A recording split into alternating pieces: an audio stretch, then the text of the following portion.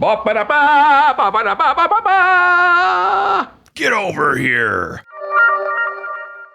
Welcome to Should You Watch This with the Popcorn Priest, the weekly podcast where movie enthusiasts, current and ex-movie theater projectionists, new and old friends take the time to talk about a movie that we just watched and answer that very question, should or shouldn't you watch this? Is this the one where they got a video game movie right? Well, make sure you have your finishing move combination memorized, and let's get into this week's review of Mortal Kombat from 2021. Mortal Kombat has begun. We need to fight before it's too late.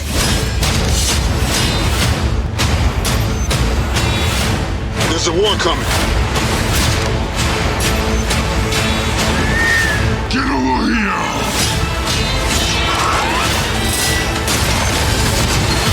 I am Sub-Zero. Mortal Kombat in theaters and on HBO Max the exact same day. Rated R. The exact same day.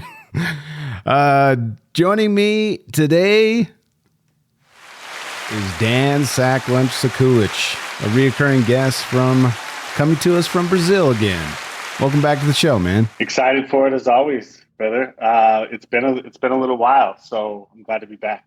Yeah, dude, it's really good that I've got really cool people in my life that not only want to support me in the show, but gives good variety. So I'm glad to have you. So this was my pick because I hadn't seen it, and I played this so much in the arcade as a kid, even though my parents didn't want me to. Was that the case with you? You know, both of us grew up in pretty rural areas in northern Utah. Yeah. And I remember where I used to go to play this, because back when this first came out, where we grew up, well, more specifically where I grew up, since I was a little further away than you, we had a general store. So it wasn't like you had your Walmarts and things like this. Yeah, like, yeah. I always describe it as like you could get your dungarees and your horse feed and all of your groceries at the same place, like a legit general store. And then across the street was a cafe where all the farmers would come every morning and grab the coffee. And they had this arcade in the back next to a pool table.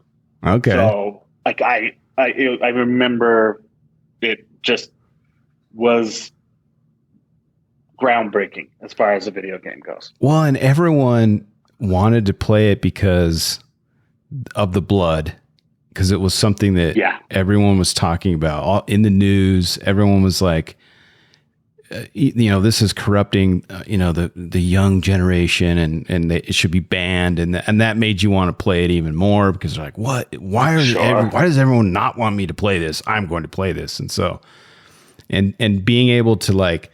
There was like the 6 buttons, and it was super hard to like figure out all the moves, and you had to. And the finishing moves, amazing. Yeah. So, and you wanted to watch, like I could sit and watch dudes like fight. It was almost like a kumite tournament. I was on the sidelines cheering, with my pizza and soda, like, go finish him. No, it's legit. Like you couldn't even be the one with the joystick in your hand and still just be totally entrenched in it. Yeah. It was literally like blood sport, but with kids and pizza and soda. It was awesome. Amazing. So the description for this one is MMA fighter Cole Young seeks out Earth's greatest champions in order to stand against the enemies of Outworld, which sounds weird to me, Outworld, in a high-stakes battle for the universe. Directed by Simon McQuoid. Simon McQuoid. Q-U-O-I-D. Quoid. First-time director, bro. Tell me this. How does a dude get a gig like this? Not for a first time. I mean, I feel like the budget had to have been fairly decent, 40, 50 million, I would imagine. And this is a property that people, like fans, really, they didn't get it right. The first one was okay. I mean, as a fan, I liked it. The second one was pretty bad. And so, and typically video game adaptations aren't great. And so, let's give a $30 million budget to this McCoy guy and have him direct. It's just crazy to me. It happens all the time, is surprising. too.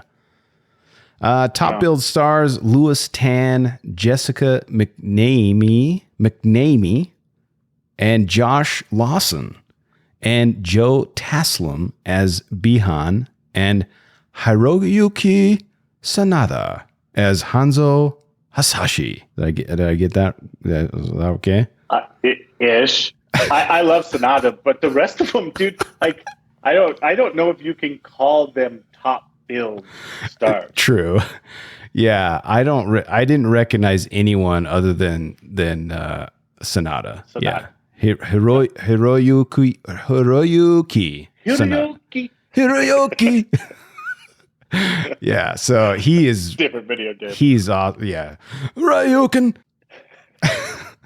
Okay, so the runtime for this one is 1 hour and 50 minutes, rated R for sure.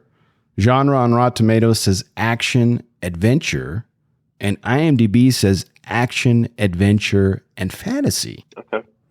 So this is fascinating to me every single time I read these. And this is just for me. This is not for the listeners. You might like it, but to me, it's like, what? Who picks these?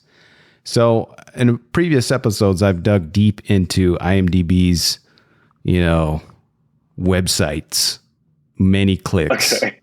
And I've found their rubric for what is action, what is adventure. And so this is an example of fantasy. Okay. This is fantasy. Okay. Should contain numerous consecutive scenes of characters portrayed to affect a magical and or mystical narrative throughout the title. Usually has elements of magic, supernatural events, mythology, folklore, or exotic fantasy worlds. Note, not to be confused with sci-fi, which is not usually based in magic or mysticism. And then it gives 3 examples of fantasy. Okay. Here's the 3 that they give. This is insane. Game of Thrones, Harry Potter and the Sorcerer's Stone, and Stranger Things. This is their rubric. I feel like they probably could have defined it much shorter by just saying not real. Well, yeah, but sci-fi is different than fantasy, but yeah, this is for sure this is fantasy more than it is sci-fi, right? Yes, 100%. Or would you just classify this as an action adventure?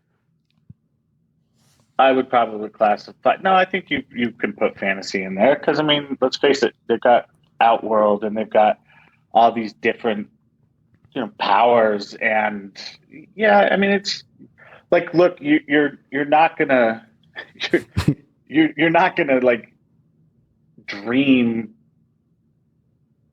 I shouldn't say you're not going to. You're going to dream something up like this, right? So clearly, it's fantasy. Yeah, fantasy. So I like, look, compared to some of the other ones that we've heard over the years, like action, adventure, fantasy. Yeah, that's good. Yeah.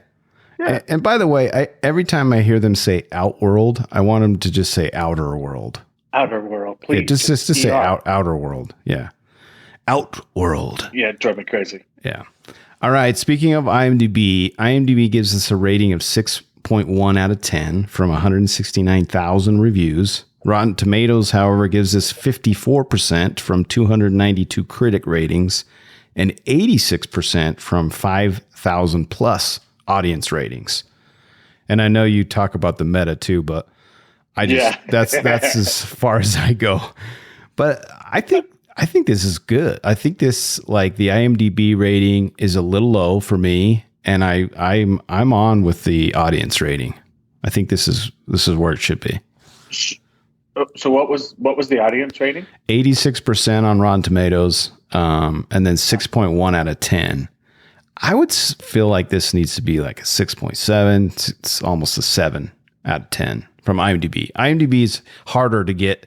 Anything above a 7 is like hard, it seems. So Okay, I'm super interested to hear all of like where you land on this one.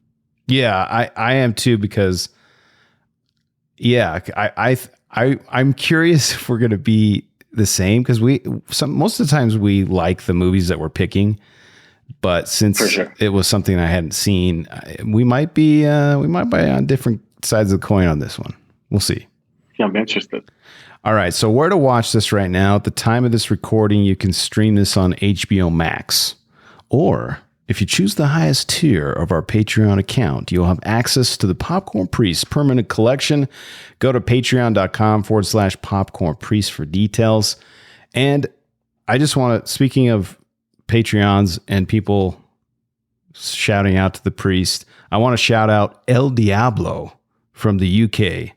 He knows who he is. Thanks for the love, my man, and thanks for all the other listeners who are listening. It's the love goes far, so I appreciate it. This is new enough that I still don't have a soundbite for this category, but this is where I select reviews of the film, not from critics, but normal people, and I review the reviews. So this is Popcorn Reviews the Reviews. All right. I'm excited about this one. These are good. All right. First, I'm going to hit you with a few horrible reviews. Like they hated it. Like they absolutely hated it. And then I'm going to go on the opposite spectrum, 10 out of 10 reviews. Okay. And then we can talk about it. But the first one says, "It takes a genius to make a movie this bad," says Shamesy, 1 out of 10 stars. Shamesy says it takes a genius to make this movie so bad. I don't agree with him. Or something like that. Yeah. No, that's ridiculous. Words by Jacob says, "Stay over there." After 24 odd years, after 24 odd years spent imaging what the Mortal Kombat universe could look like utilizing current technology, I was thrilled to hear that this film was being made. However, within 15 minutes of watching this movie, I realized that I was about to endure a level of hell that not even Scorpion himself would be capable of enduring. 1 out of 10 stars. Oh man, like the thing that sucks for him is he literally has a Scorpion costume that he pulls out every Halloween. I mean, he's probably has nothing was going to live pajamas. up to it for him. Yeah, dude, nothing was going to live up to it for him. And he has Cheeto like residue on a lot of items in his house. Yeah. Thanks, words by Jacob. All right, the next one is not funny, didn't laugh, says the Lathies. Lazy and laughable writing, boring dialogues, fatalities for fatality's sake, forgettable soundtrack. 1 out of 10 stars. Okay, his title of his review says not funny, didn't laugh. I didn't think that this was supposed to be a funny. Is this movie. I mean, IMDb doesn't say this is a comedy. Why would we think that this is like Role Models or some comedy? It's not a comedy. Good Lord. Yeah. Trevor needs to smoke another joint and find a different movie. Yeah. Like, get out of here, man. You need to go watch what's the one we just Half-Baked. Yeah, go watch Half Baked, man. That's a comedy, okay? That's a comedy. All right, last poor review is Panda Plushie 12 says trash, trash, trash. Okay, so I thought the 90s version was bad until I saw this train wreck of a movie. The casting was absolutely terrible because they didn't fit their characters. 1 out of 10 stars. Dude. I don't know. I don't know how you are supposed to fit characters, because if you these are video game characters that don't say anything. Yeah. Like, I'm sorry, Panda Plushie 12, are we going to get into your mind and understand what you think Scorpion should be as a character, regardless of how he performs in the video game?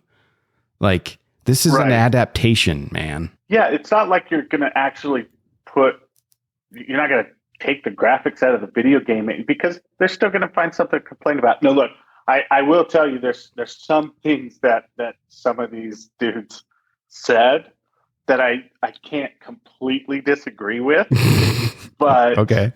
I don't think you're really being objective if you ever give any movie a 1 out of 10. Yeah, dude. Like I'm trying to think of what movie I could possibly give a 1 out of 10.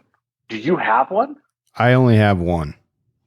And I've only, oh my gosh, what is it? And I used to work in a movie theater, so I got to go to movies for free all the time, and get free soda and popcorn. Dan, let me tell you, it was the best time of my life. Okay, but I enjoyed it as well. Yeah, exactly. That being said, I was paid to watch movies so that I could, write down for the studios, okay, all the cues are right, the lighting is right, there's no scratches on the film when we used to have film, and then when it went digital, it was just to make sure that all the trailers were running correctly and everything else. So I'm sitting here, this is the movie that I walked out on. The only one, because I would watch everything. It doesn't matter how terrible it was. Dinner for Schmucks was the only movie that I was like, I can't. You can't even give me money. I'm going to go stand outside and drink my, Pib Extra out in the hallway. It was so bad. And I waited until it was finished, and then I closed up the theater because I was like, this is hot garbage. I couldn't finish it. Couldn't finish it, but I still wouldn't give it a 1 out of 10. No, I would probably give it a 2 or 3 out of 10. That's a 1 out of 10. Because there's at least 1 or 2 things that make me laugh, but I couldn't finish it. So I guess maybe you have to call it a 1 out of 10. But I actually walked out of The Talented Mr. Ripley. I've never seen that, and I don't plan on it. It was garbage. Yeah, but terrible. To your point, I'm probably more forgiving than most. And that's why I created the show, because very much so. I love movies. Like it's fun. And you and I have talked about this a lot, about how we just need this escape. It's escapism. And we just gotta sit back and pop a dew or whatever you've got to drink and just enjoy the film. Right. Hundreds of people spend a ton of time working on this.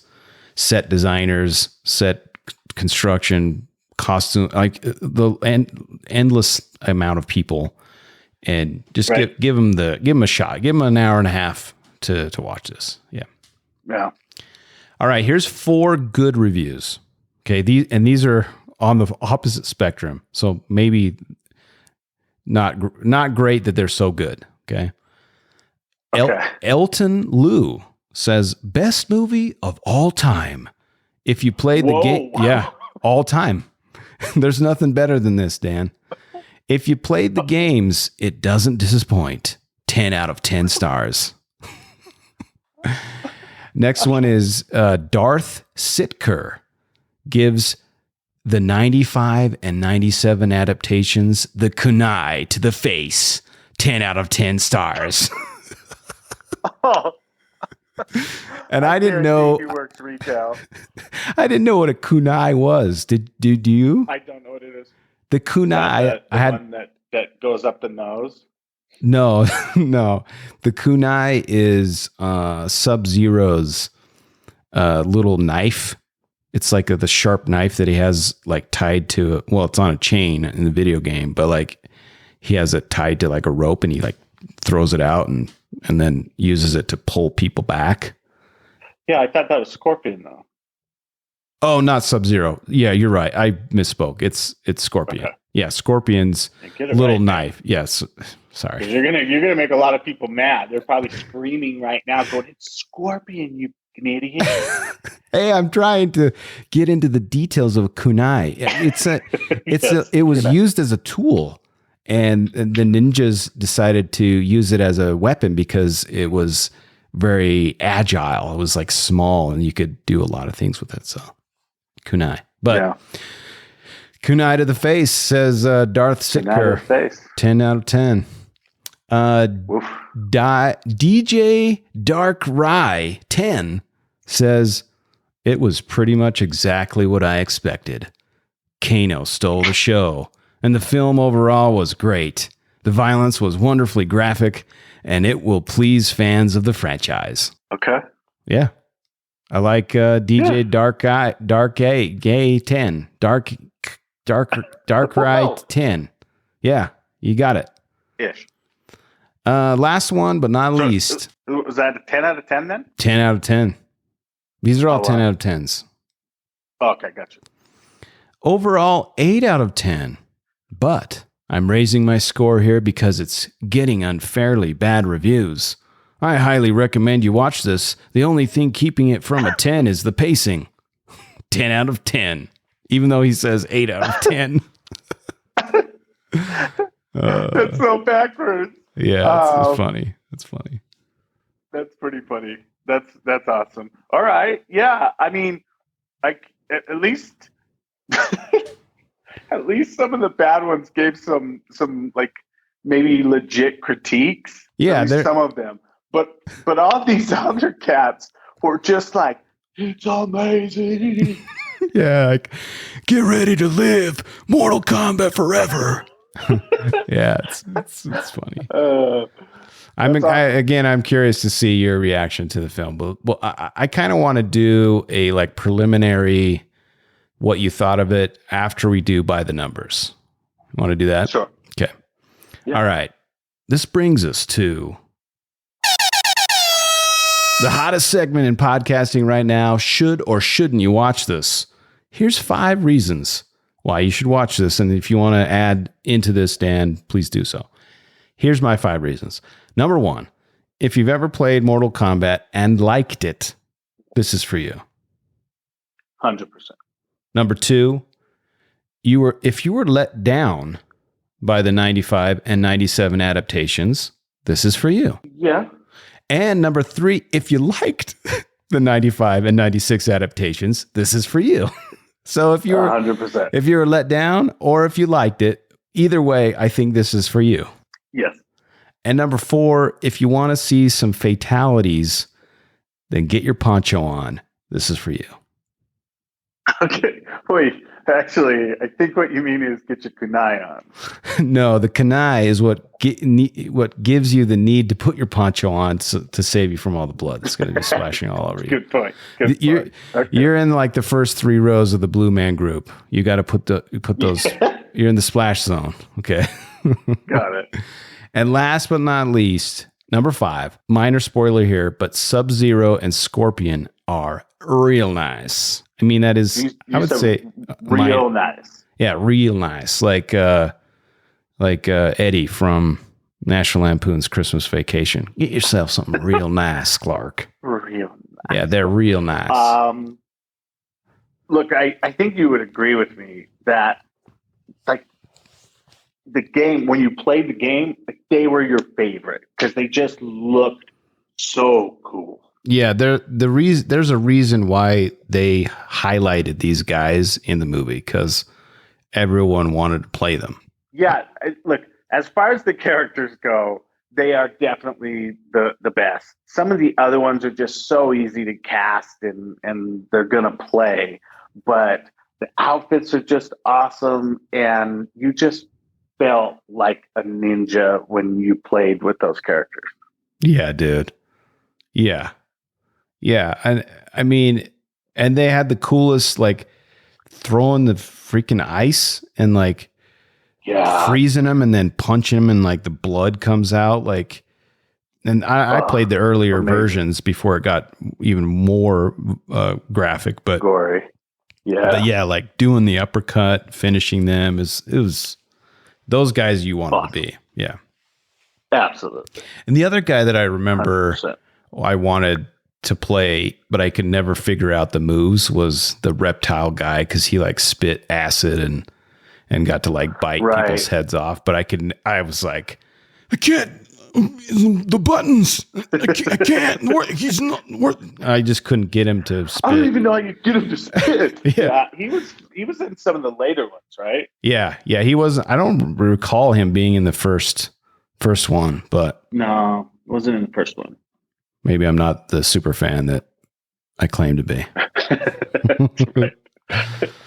All right. Any other reasons why you should watch this before we get into by the numbers? If you liked Kung Fu and stuff, you could probably get into this even if you didn't know anything about the video games. But if you like the video games, you got to watch it. Yeah, 100%. But yeah, maybe a casual 100%. person not going to probably enjoy it. I don't know, maybe. Yeah, he's probably not going to rate it as the greatest of all time, like some of these other super fans. No, not like Elton Lou. No, not greatest of all time. I mean, we've got like Godfather Part 2. I mean, we're putting Mortal Kombat from 2021. Braveheart. We got Dances with Wolves. Yeah, dude, there's a long list. Yeah. But, maybe I'll put it in my top 5, sure. No, maybe top 100. All right. By the numbers. For God's sake, just give me the damn number! All right. What's the budget for this? Estimated budget. I had to have said, I earlier said 40 to 50 million, so I probably would have, so I'll just put it at 45 million, I would imagine. That's a good guess. 55 million. Yeah. That's a lot of money to give this guy. Like, but not only that, but they clearly didn't spend any money on the actors. No, that's the CGI was great, but it can't be that expensive. So where did the money go? Some of the sets, like I watched some behind the scenes, and the scenes where Sub-Zero is like freezing all of the room, they like dressed the set to look with like cellophane and like epoxy and all this stuff to make it look frozen. And I mean, a lot of work was into it. And they filmed this in Australia. There was like some really cool, like the temple, Raiden's temple, was filmed at a quarry, and it just looked so awesome. Like just all that stuff. Yeah, I still don't see 55 million. It's got to be the CGI. It's all the graphics for sure. So on an estimated $55 million budget, this one made a worldwide box office of, what do you say? I don't know, maybe 70 million? 83. That's good. That's a good guess. Yeah. $83 million. It's still, have you figured out how they adjust for like it coming out on HBO Max the same day it's in theaters? No, which is crazy because I remember when this came out, it was kind of the thing that people were like, I need to get out of my house. I've been in quarantine for a year. And this was one of the first movies that Hollywood's like, okay, I think we can release movies now. People are going to go see them regardless of the health risks, because it made, and that's like knowing that it was being released on HBO Max at the same time. So you're right. There's probably a ton of money that was not accounted for in this number because. But it has to be, right? Because HBO Max is paying for those rights, and that money has to go into that box office haul. I mean, yeah. To be honest, like I've had this discussion one more time on the show, and it was I think Jimmy Kimmel brought this up on Bill Simmons' podcast. Like he was a guest on Bill Simmons' podcast, and he talked about how box office numbers are trash. It's like the dumbest thing ever, because you should really be not ticket sales, but tickets. Like how many tickets were sold. Right. The amount, because you go back to, Star Wars days when people are watching the movie like 6 times in a week, and they bought 6 tickets for $2.50 or whatever it was back then, like that's not commensurate with what the box office numbers are, right? It needs to be numbers of people. How many people saw this and how many times did they see it? Yeah.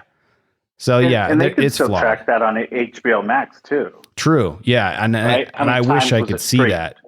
But a lot of these streaming platforms don't release very good numbers unless they're like awesome. Like Netflix doesn't release them unless they're like, oh, Stranger Things hit all these, records because they did. And so they want to tout it, but usually they don't release them, which is lame also. Right. But this also made $13 million in DVD and Blu-ray sales. Wait, people are still buying DVDs? That can't be right. No, 13 million. And that's at the time that I looked this up, so it's recent. That can't be right.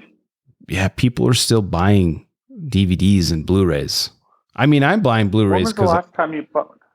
I bought a Blu-ray today. So, I love physical media because I want the uncompressed audio for my theater. But DVDs, it's like 720p. This is the worst. Yeah, it's going to look like crap. Right. Yeah. Anyway. So this made a ton of money. Needless to say, when I was looking up trailers to put in the show today, there's someone leaked a teaser for Mortal Kombat 2. I haven't watched it yet, but I saw it on there. Maybe it's someone's trolling me and it's not real, but it looked real. It looked the fake, or not the fake, the leaked trailer looked real. So, all right, some more numbers. This is the biggest budgeted motion picture to ever film in Adelaide and South Australia, which is very cool. I have a buddy that lives in Australia that I met doing podcasts, and it's super cool that they're doing this kind of stuff in Australia, filming. Why do you think they do it though? Like, I don't understand how the cost benefit can be that much better. I think it's a combination for this film in particular. It's almost like when they film movies in New Zealand, because they have the combination of sets, like they have places to build sets, and then they also have the locations that they can go to close enough by that they're not, traveling to multiple countries to film because they don't have the budget to do, you know, like a Mission Impossible or something, So I think New Zealand is very popular for the epics. Yeah.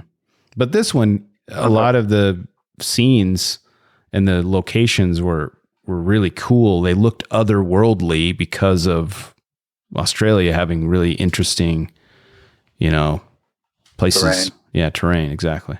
The Red Band trailer has clocked in 116 million views in its first week, becoming the biggest Red Band trailer of all time, besting the 4-day mark of Logan of 2017 and Deadpool 2 from 2018. This did? Yeah. Dude, I watched this Red Band trailer like 1,000 times when it came out. I was like super pumped. Really? Yeah.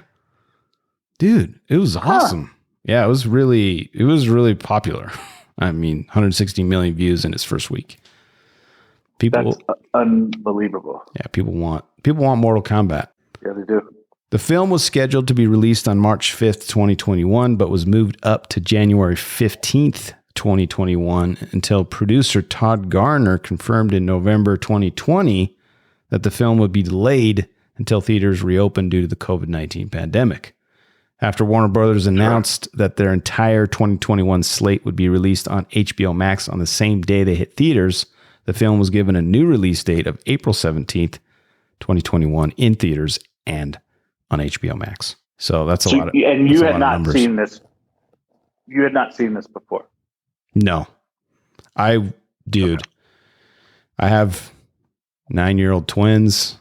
I have a wife that Makes me do things that I don't want to do. And I can't, sometimes I can't get to the theater. And this one, I was like, I'll get COVID to see this. I'm down. But I didn't ever get to see it. So I had to wait. And then for some reason, no one would come to my house to watch Mortal Kombat with me. So I ended up having to make it an excuse to watch it with you so that I could see it because I've been dying to see it. Like, I got to be honest with you, because I'm in the same boat, except I have a 21-month-old and a wife that makes me do, I call them like Brazilian chores. Because like there's always we have to go do something for somebody. It's like, and they don't ever tell me until like the last second. So I very rarely get to plan anything. Hey, yeah, we were going to the Bonanza's family. I'll build a balloon arch. Yeah, I'll build a balloon arch, and she's telling me, "Hey, can you please build the balloon arch for me?" And I got to blow up 150 balloons, and I'm like, "Okay, well, when do I got to do this by? It's tomorrow morning. 4 o'clock. What do you mean tomorrow morning? Like 4 o'clock today." Yeah, today. It's not a big deal. So yes, I understand. So the only time I get to watch a movie is when you invite me on the pod. So, well, I'm glad I gave you an excuse because this one was worth it. And so am I. And to be honest, I was like, I wanted to see it in a big screen. I wanted to go to the theater, but I didn't. And I knew I could just watch it at my house, but I also wanted to watch it on my big screen. And every time I'd want to watch it, I wanted to crank the volume up. So I had to have this weird window where my kids are like playing or something, and then my wife is like jogging or going somewhere and going to the grocery store or whatever. So I can like, okay, now's the time. I can turn Mortal Kombat up so loud that it shakes the house because no one's going to tell me to turn it off because it's too loud. Right. So it took me a year essentially to watch it. So cool. But you got it in. Yeah, you got it in. The original costume for Sub-Zero weighed, how much do you think it weighed? Sub-Zero's costume. I don't know, maybe 15 pounds? Dude, that's exactly, it's 15 pounds. I would have thought you would have guessed like a high number, but yeah, 15 pounds, 7 kilograms for those who are not using the imperial system, metric system. Well, we use, like, I know my weight, not by pounds anymore. I know it by kilograms. Yeah, America is dumb. Everyone else, we should be using the metric system. It's way better. But I could do our military uses the metric system. I know. I could do a whole podcast about the metric system. It's awesome. Yeah, crazy. Okay, it was so heavy that actor Joe Taslim said he could not even walk with it, which seems kind of crazy because it's 15 pounds. Like, I know maybe it's just awkward. I don't know. The costume department prepared another costume, which according to Joe was still very heavy, but doable. Is that really that heavy though? Yes, absolutely. I guess for the amount of activity that he's doing. Yeah, and this ties into some things that we'll probably talk about on the other side. Yeah. All right. The last popcorn number I have is body count, and this is not spoilery. What's the body count? 13. I mean, you're batting pretty good, man. Like 19. That's pretty good. Wow. 19. I don't think that's that good. Cause I mean, like it wasn't tons and tons. Yeah. I also felt like that was low. And so I found there's an amazing YouTube channel called Dead Meat. And it's very awesome. That's all they do is it's a kill counter. They just count the kills and they go through each one, and it's very well done. Kudos to those guys. But they have kill counts, and they said that it was 31. So I don't know. And I'm getting my numbers from it's called By the Numbers. It's a movie number website. So they're off. And it's for sure 31 because it's like a 35-minute video about all the kills. And I watched each one and I saw the counter go up and it's for sure 31. It's for sure 31 kills. So That's that surprising. is one kill every 3.55 minutes. Yeah, it doesn't feel that way. No, it doesn't feel that often. Like every 3 or 4 minutes, I'm getting someone killed. No. But that goes back to the runtime. I think an hour and 50 minutes is perfect for this type of movie. Maybe even less. Maybe like an hour and 35 minutes would have been even better. Well, to be honest with you, I'd probably say 60% of those kills were in the first 10 minutes. Is that spoiler? No. I mean, only the fact that there's, some death scenes going on in the first opening act. It's Mortal Kombat. I mean, yeah, people are going to get killed. Okay. Yeah. But yeah, to be honest, like I went back and watched the first opening scene again, and it's so beautiful. It's like it's awesome in the fact that it's bloody in Mortal Kombat, but it's also like it's really cool. I enjoyed it. The opening scene was killer. Yeah. Anything else you want to touch on before we close this part 1 of Mortal Kombat? No, I kind of want to hear your initial. I just want to hear your initial like review. You don't have to be detailed, but just like overall, I just want to hear what you think about it. I would say that nostalgia carried it. Okay. I think I'll put that out there and people can take that and put it to their watch. All right. I'm getting the vibe that I liked this more than you did. I'm guessing yes. Okay. All right. Well, at this point, there may be some spoilers up ahead. So if you want to watch and then come back next week and join us for a breakdown of Mortal Kombat from 2021. I am on the social medias. I dare you to message the great Popcorn Priest at Popcorn Priest. I love movies and would love it if you would share the love. Share this with the movie lover in your life. Another way to support the show is by throwing a few shekels at the priest by visiting patreon.com/Popcorn Priest and see what extra perks you can enjoy. Lastly, the easiest way to support the show and the most free is like, subscribe, and give us a 5-star review. Easier than starting your car. And as always, thanks for listening. And thanks to my guest, Dan Zach Lunch Sekulich. Always a pleasure. See y'all on the other side. Yeah, join us for next week for part 2 of Mortal Kombat. See you next week.